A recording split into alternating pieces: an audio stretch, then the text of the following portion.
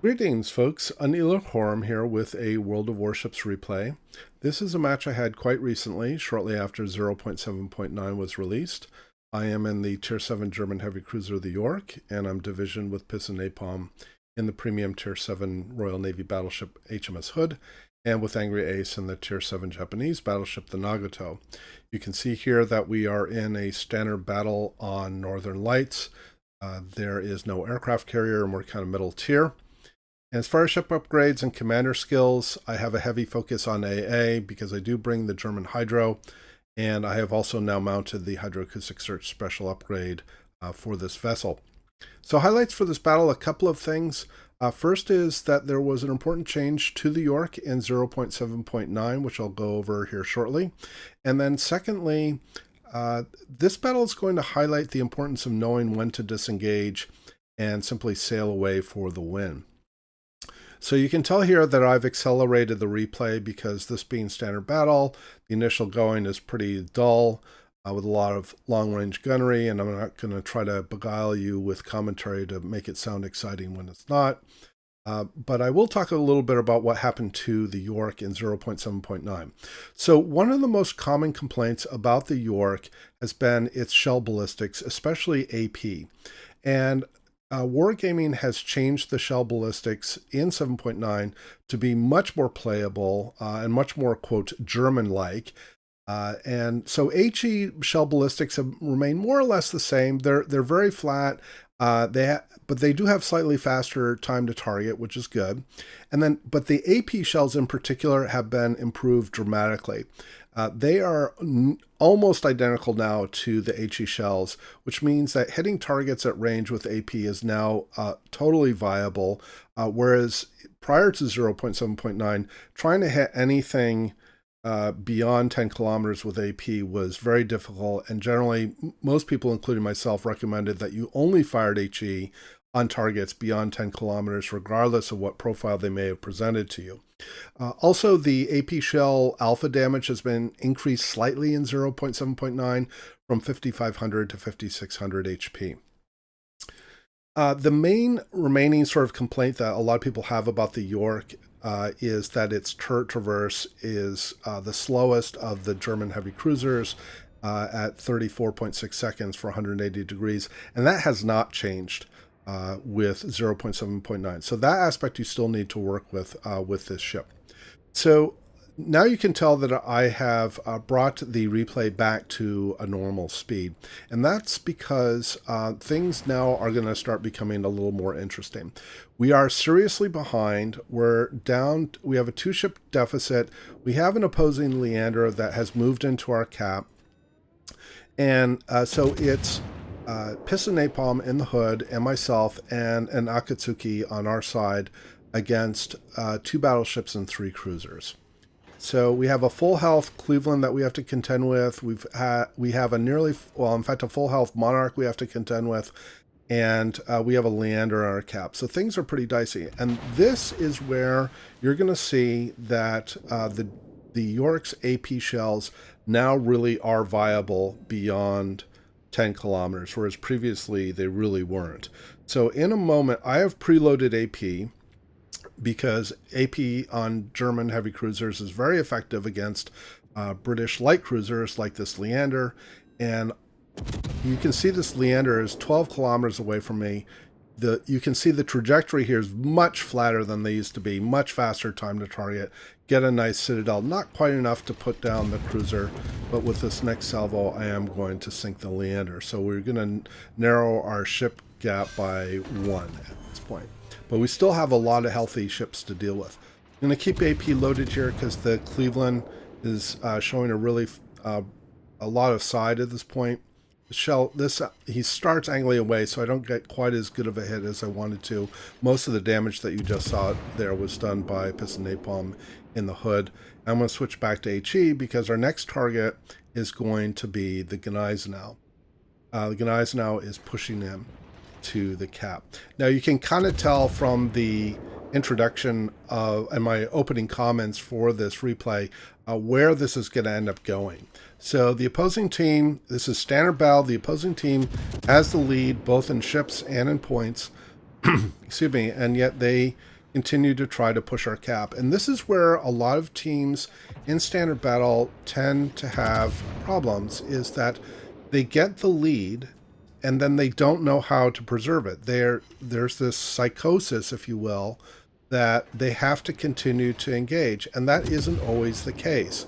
In fact, it's very common that you don't need to engage, but it seems counterintuitive because this game is all about being able to sail around and shoot stuff. And and so it seems counterintuitive to the desires of the gameplay. And yet, if you want to win, sometimes that's what you have to do, and the gameplay can be really boring if you just sail away. But right now, the opposing team, at least with this Gneisenau, is not doing that. So I'm deliberately sailing away from the Gneisenau, kiting here. He sends another salvo, which is going to miss. And between my fire and piston napalms, we're going to be able to get this Gneisenau down here in a moment. Now, piston napalm is fully cognizant that the Gneisenau does carry torpedoes. He was trying to get into a position where he could sail away. He is now sailing away, but he also knows that he wandered a little too close to the Gneisenau, and the Gneisenau has sent torpedoes on both sides, but the Gneisenau is just about to go down here, and there he goes. But he did get one side off, which did hit napalm with one torpedo, and then the other side he also got off. But piston napalm is going to be able to avoid that set entirely. So now we're even on ships, but we are down on points because the opposing team at one point did sail into our cap, and they prevented us from gaining points from the cap. So again, this is a point at which the opposing team should simply disengage. The Cleveland was already starting to sail away, and he should have just kept sailing away. The Atlanta we haven't seen for a while, and up to this point, the Atlanta's actually been doing a really good job doing the classic Atlanta thing, staying in some sort of concealment, using terrain and firing on targets. And you can see the opposing Monarch has stayed at arm's length throughout the entire match. So you would think at this point, they've got it locked up, and that's what Piston Napalm and I were thinking. But we also have to make every effort to still try to win this match. So we're going to continue to sail back down south here. We've asked the Akatsuki to get out front and start targeting. And for whatever reason, we can now see the opposing Cleveland has showed back up. And he is coming back towards the cap. But again, this is where I get confused about people's mindset when they are playing these standard battles. They should look at the situation. There are 4 minutes left, so there's a fair amount of time. But the opposing team can basically just wait. They could just go back to their cap and wait for us to show up and then pick us off one by one and ensure their win. But the Cleveland did come back, and then he got turned around. I'm guessing that there was probably chat going on in the opposing team saying, no, sail away, disengage. We have this win if we don't engage. And then other people may have been typing in the chat, no, there's too much time left. You need to go try to sink more ships. I'm not sure where their thinking was, but I can tell you from my own experience, when I'm in these situations, and again, admittedly, I'm pretty conservative here. I would be trying to convince the players, disengage, fall back to our cap. Let's have them, if they approach us, we pick them off one by one. Let's preserve the lead. Again, here, the Monarch has shown up again. He's been kind of a thorn in my side. Most of the damage I've taken has been from this Monarch. And in fact, this Monarch is the one I think that burned down Angry Ace in the Nagato earlier in the match. So I'm trying to reposition in a way that I can put fire on this Monarch and these other ships that are sailing around, but not end up being broadside to another ship. So it's one point I'm going to turn around here and try to get my guns on the other side, I think. Again, the Monarch is firing me. I have another ship that's targeting me. I believe that's the Cleveland.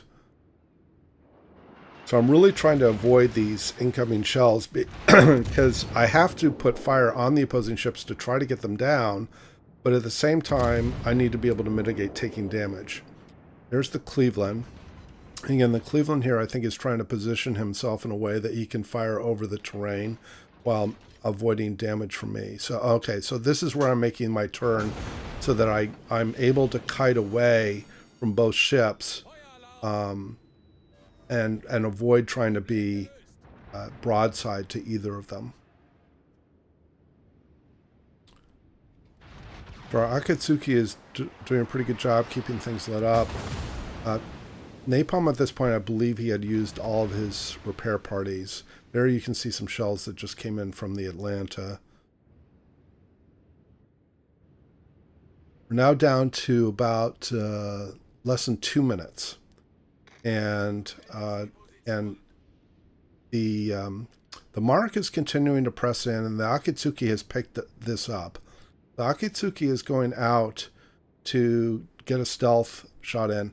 And here, this is where the precise point where the most important mistake by the opposing team is made.